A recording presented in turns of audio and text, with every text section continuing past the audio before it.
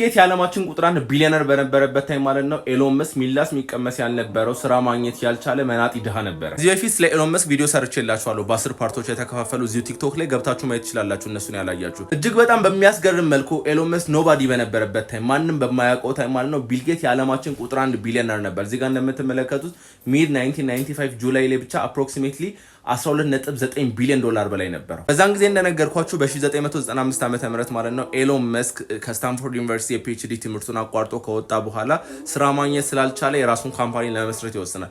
በዛን ሰዓት እሱ 23 ዓመቱ ነበር። ካምፓኒው በመስረቻ እንዲሆነው ብቻ የተበደረው $28,000 ነበረው። ከዛም በኋላ ከወንድሙ ጋር አብረው ይተኛሉ።